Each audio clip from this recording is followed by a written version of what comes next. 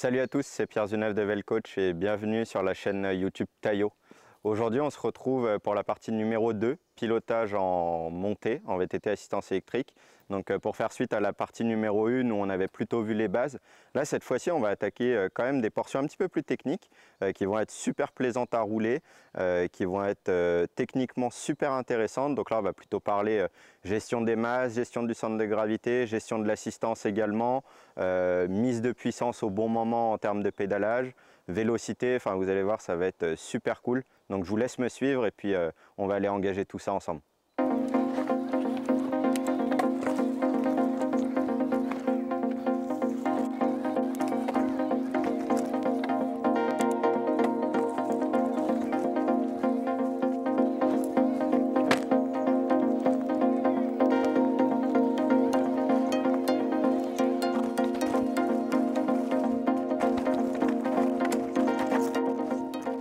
Donc suite à la partie numéro 1, on était plus sur les bases du pilotage en montée, c'est-à-dire réglage de selle, donc selle un petit peu plus basse, comme on avait dit, réglage au niveau de la position du corps, venir serrer un peu les coudes et ravancer sur le bec de selle, et au niveau des modes d'assistance, aller chercher un mode d'assistance un petit peu plus élevé.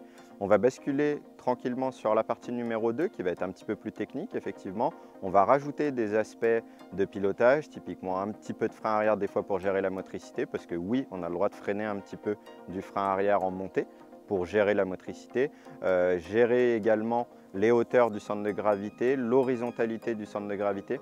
Tout ça, on va le voir dans cette deuxième partie, donc je vous laisse me suivre et on va aller chercher toutes ces techniques-là.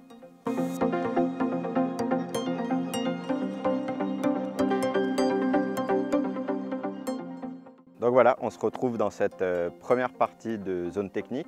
Donc la première partie de zone technique, elle est caractérisée par une courbe à droite avec un petit franchissement au milieu de type rocher. Donc comme dans toute courbe, ce qu'on va essayer d'aller chercher en termes de trajectoire, c'est une trajectoire un petit peu plus à l'extérieur pour ouvrir l'angle de la courbe et puis se positionner bien de face à l'obstacle. Ça, c'est très important. Toujours aller chercher un obstacle de face, on ne le prend jamais en diagonale, même si c'est sec, mouillé, c'est toujours un petit peu plus dangereux et en termes de pilotage un peu plus risqué de prendre les obstacles en diagonale. Donc on va venir ouvrir un petit peu la courbe, donc on va essayer de venir chercher l'extérieur ici, et comme ça va nous permettre, comme je vous le disais, d'être bien face à l'obstacle, et là on va pouvoir gérer la motricité, gérer la position du corps. Donc là, vu qu'il y a un petit franchissement, ce qu'on va pouvoir essayer de faire en termes de position, c'est potentiellement relever un petit peu le centre de gravité pour alléger un petit peu le vélo. Mais par contre, ce qu'on peut faire, c'est gérer un tout petit peu la motricité également avec un tout petit filet de frein arrière si besoin. On n'est pas obligé de le mettre. S'il n'y a pas de perte d'adhérence, on conserve et on garde la motricité qu'on avait depuis le début. Okay, et après, on reprend le grip tranquillement et on va étudier la suite ensemble.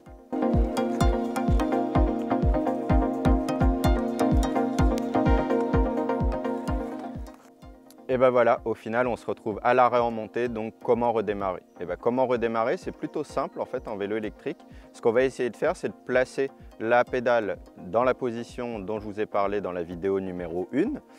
Là, ce qui va changer un petit peu, c'est qu'on va essayer de faire un petit peu comme en voiture, un frein à main. Donc le frein à main en voiture, on va agir sur le frein arrière, ben là c'est pareil.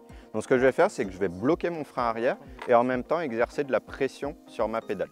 Ce qui va être important, ça ne va pas être de lâcher le frein, actionner la pédale et ensuite mettre le deuxième pied. Parce que ce qui va se passer, je vais me retrouver avec ma pédale forte en position basse, donc sans puissance. Et là, je risque de perdre l'équilibre.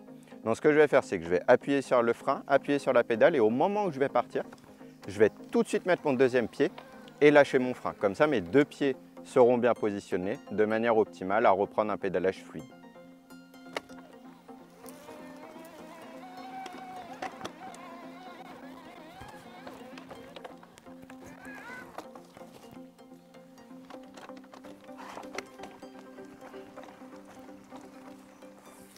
Et ben voilà, comme expliqué, là on va monter un petit peu sur l'extérieur de la courbe pour se placer face au rocher. On va mettre les gaz, se lever un peu, puis se rasseoir pour continuer le pédalage de manière fluide et efficace.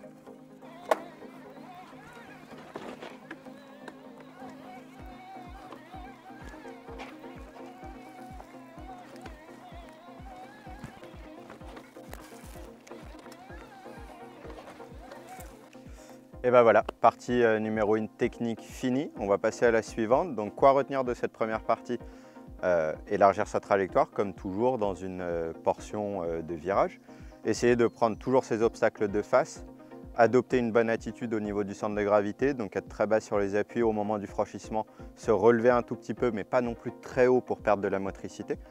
Et après, la zone technique, on se rassoit tranquillement, toujours celle un petit peu basse, on serre bien les coudes et on anticipe au niveau du regard la seconde partie qui se trouve juste ici.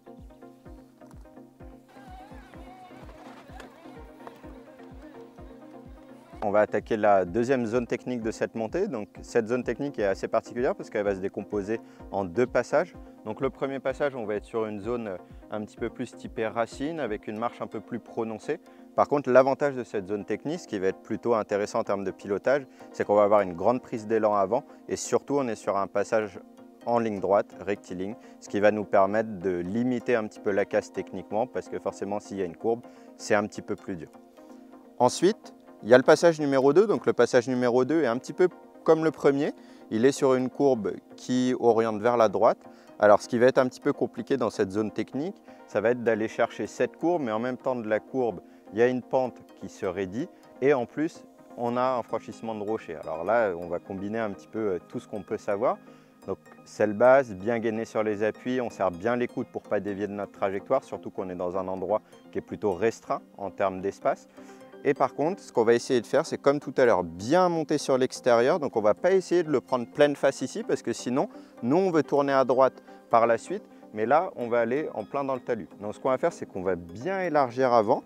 On va temporiser au niveau de la trajectoire et au niveau de la puissance moteur. Et là, on va bien monter sur l'extérieur pour bien ouvrir la courbe.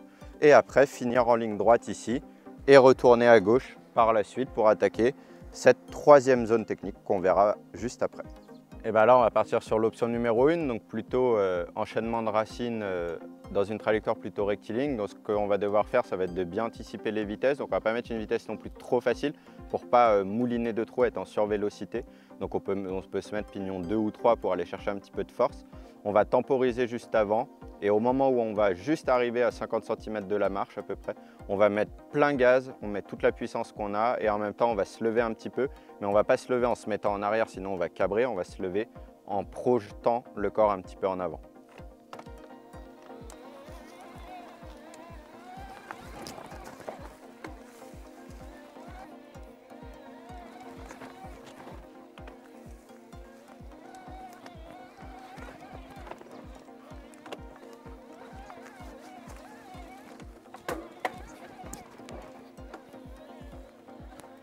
Et ben voilà, première option finie. Donc qu'est-ce qu'on a vu dans cette option, ce passage? Prise de vitesse juste avant l'obstacle, on vient se lever, mettre un petit centre de gravité un petit peu en avant et dès qu'on a passé la marche, tout de suite se rasseoir. Une vitesse pas trop facile pour ne pas se retrouver en survélocité. Maintenant, on va aller voir ce que la zone numéro 2 nous réserve. Un petit peu plus technique car en courbe, mais vous allez voir, ça va très bien se passer quand même. Eh ben, on va passer à l'option numéro 2. Donc l'option numéro 2, qu'est-ce qu'elle nous réserve? Petite courbe à droite avec une zone technique dans la courbe, un petit rocher. Donc on a dit, on élargit bien sur la gauche vu que ça tourne à droite. On met les gaz et surtout on verrouille bien la trajectoire pour ne pas se faire avoir sur la dalle. On oriente bien les épaules et le regard, on met les gaz et éventuellement on peut se diriger sur la fin avec un tout petit peu de frein arrière pour créer un petit point de pivot au niveau de la roue arrière pour que la roue avant tourne plus facilement.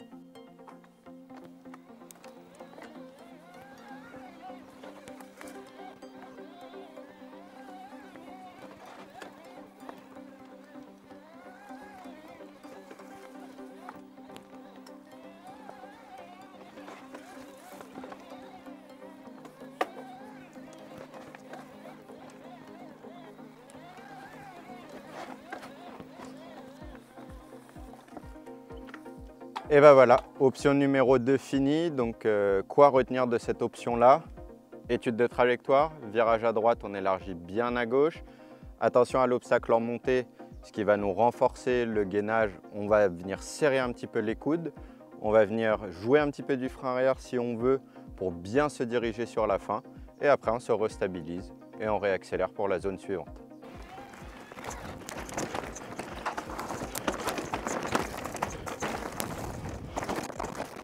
Et ben voilà, partie 2 de la session pilotage en montée technique en VTT assistance électrique finie. Donc quoi retenir de cette partie 2? Un petit peu plus engagé que la partie 1. On va essayer de gérer un petit peu plus les masses en termes de hauteur, en termes d'horizontalité au niveau du centre de gravité pour bien gérer l'équilibre du vélo et la motricité. On va conserver quand même une selle un peu basse, un moteur en assistance turbo ou IMTB. On va renforcer effectivement aussi le gainage au niveau des coudes. Ça, c'est très important parce que dans des zones techniques, le vélo peut vite cabrer, vite changer de direction. Donc, on va renforcer le gainage, bien lever le regard.